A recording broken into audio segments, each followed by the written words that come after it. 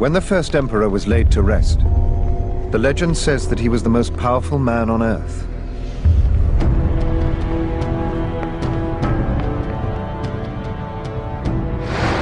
That for 30 years he'd subjected China to the most violent and bloody phase in its history.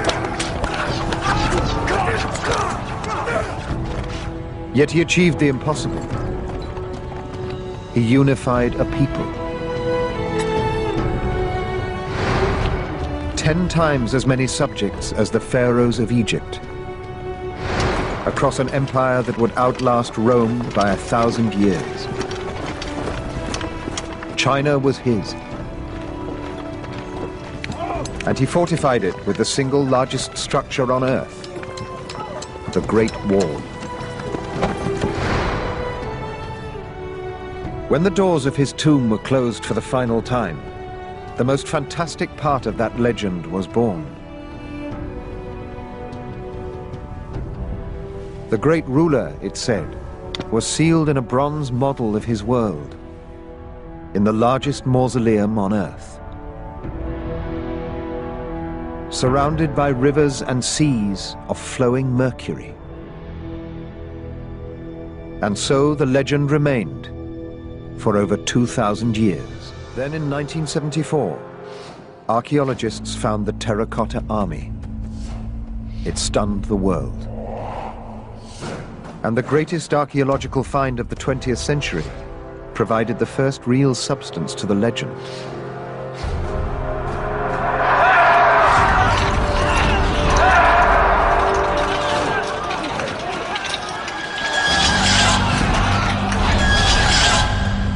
Its scale is unprecedented. Terracotta figures were known about from other burial sites, but never on this scale. Never life-size, or in such incredible detail. And never an entire army. With the discovery of the Pottery Army, we are finding the truth behind Sima Qian's story, which for 2,000 years was just a legend.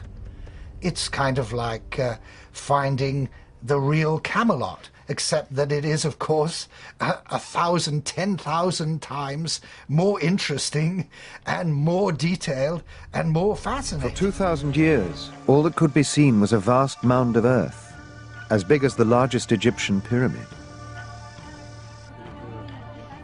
Now Professor Jeffrey Regal from the University of California is hoping that new experimental archaeology will unlock the secrets of the tomb and finally reveal the truth behind the legend of the emperor. For the first time, archaeologists are probing the mound, and Regal hopes to answer centuries-old questions. Is the emperor's tomb actually there? Has it been plundered? And could it, as the legend says, really contain rivers and seas of flowing mercury? And if this turns out to be true, what does that say about the rest of the legend? What we knew from the historical texts, from these early stories, from these legends, was the tale of a person who seemed from those sources to be larger than life, almost impossibly large as a real figure, as an historical figure. But if someone could be responsible for a burial complex of that size, of that enormity, then yes, all of this now suddenly rings true. We are the strongest state within the seas. By taking advantage of our own strengths and the weaknesses of our enemies. Surely, with the power Qin has at its disposal, it would be possible to completely wipe out the feudal lords, uniting the whole world under one rule. This kind of opportunity, sire, only comes once in 10,000 years. Yet destiny rarely ever creates a man great enough to take advantage. But I believe The great ruler is you, Majesty, and the time is now. Li Se awakens in Ying Jian a realization that real power is his. He just needs the courage and the vision to use it.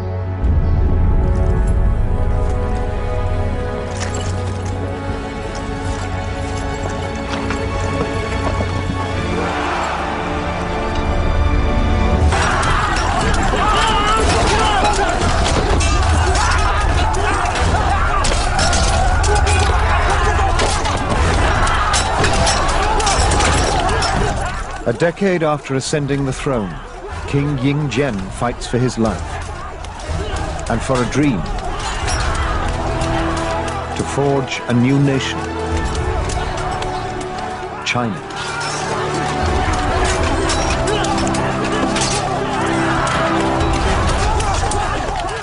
Many great kings before him have tried, and all have failed.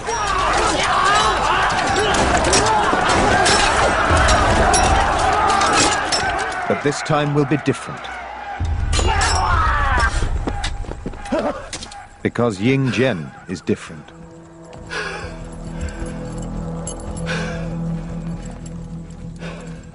The youngest king to lead his nation into war. He is its greatest warrior. A visionary leader burning with ambition. If anyone can unify China, it is him.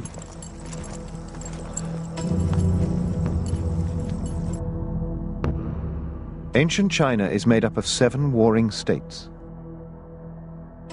6 of the 7 have been weakened by endless warfare, while 1 continues to grow at their expense. The state of Qin. 27 BC, the Qin state has swallowed 3 of the independent states of China, like a silkworm devouring a leaf. Panic spreads ahead of the advancing war machine. The state of Yen is next in the firing line, and they know they will be powerless to resist. By 223 BC, Ying Jian stands at the brink of achieving his ultimate dream, the unification of all China. He's taken all but 2 of the 7 warring states, with the largest state of Chu, the last great prize to be claimed. But the conquest machine has stalled. 223 BC. The Qin army has dug in for a long siege of the state of Chu.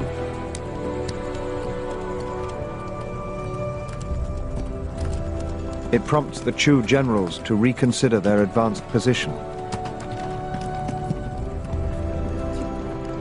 And they decide to withdraw to more defendable lines.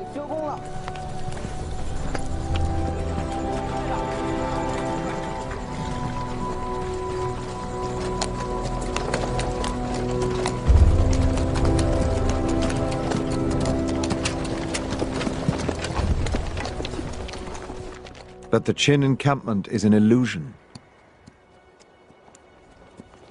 The entire force is primed and ready to move.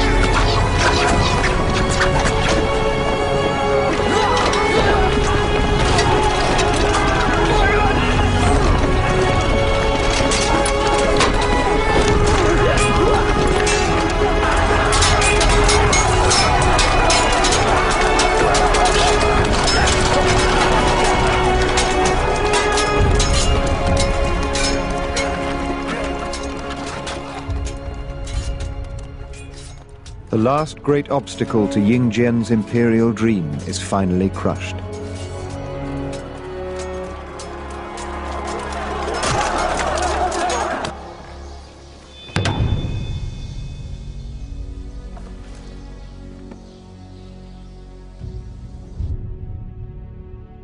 The sole remaining independent state of Qi succumbs without a fight. By 221 BC, the ultimate prize is won. Qin is now China. His China. At the age of 34, Ying Zhen is crowned with a veil of stars, symbolizing the divinity of China's first emperor.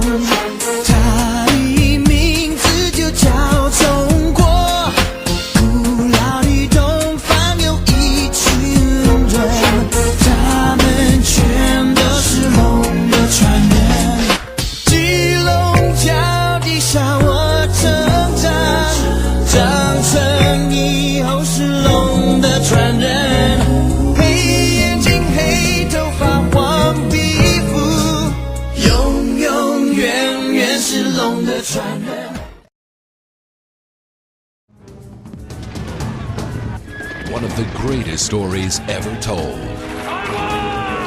An epic event that touched the lives of millions, yet began with a single man. Kill all the newborn males! I won't let them take him!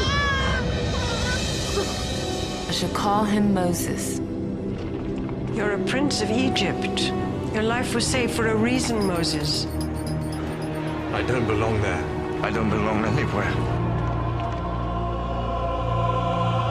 I never asked for this. If your people need you, then you must go. Free your slaves. Then why should I let them go? Because God demands it. Pharaoh will not haggle with a slave.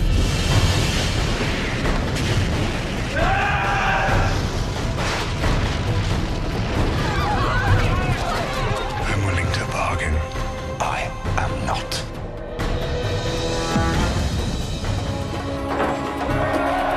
Experience a stunning new cinematic vision in the most spectacular mini-series event of the year.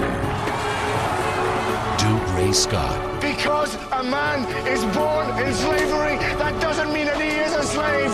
Mia Maestro.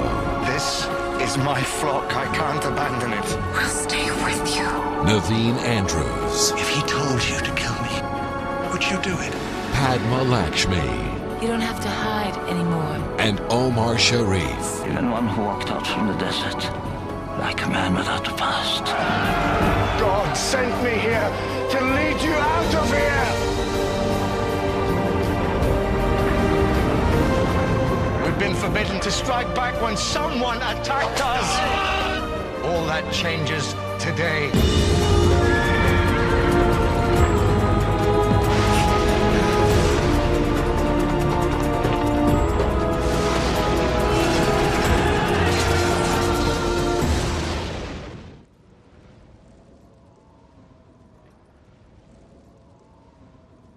For God so loved the world that he gave his only Son, that whoever believes in him would not perish, but have life eternal.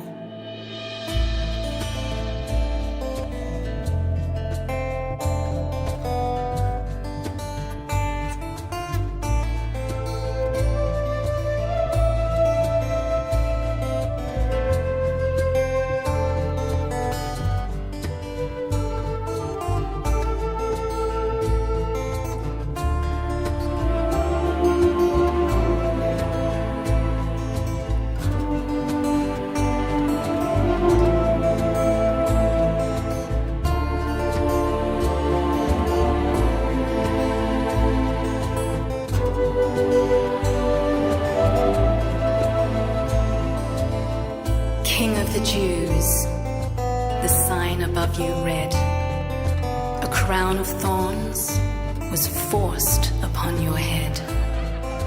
Obscenities and accusations thrown, and no mercy mercy was shown.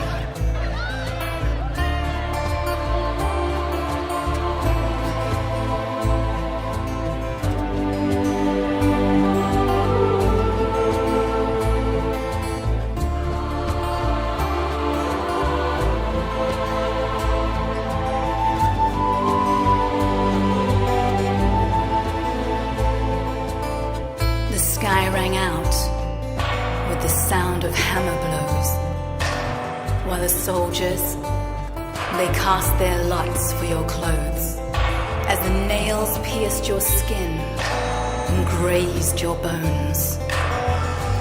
No mercy was shown.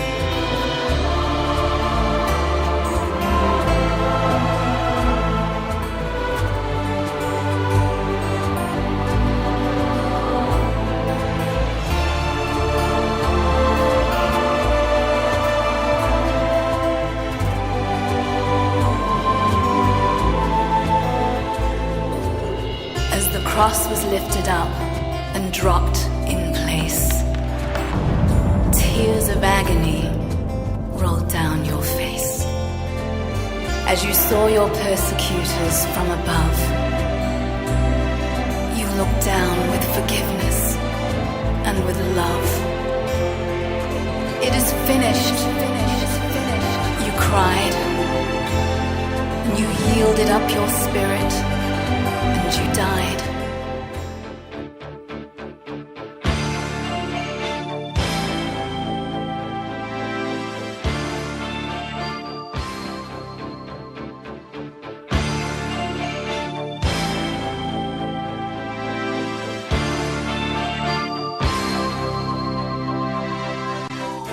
A vacation in a foreign land.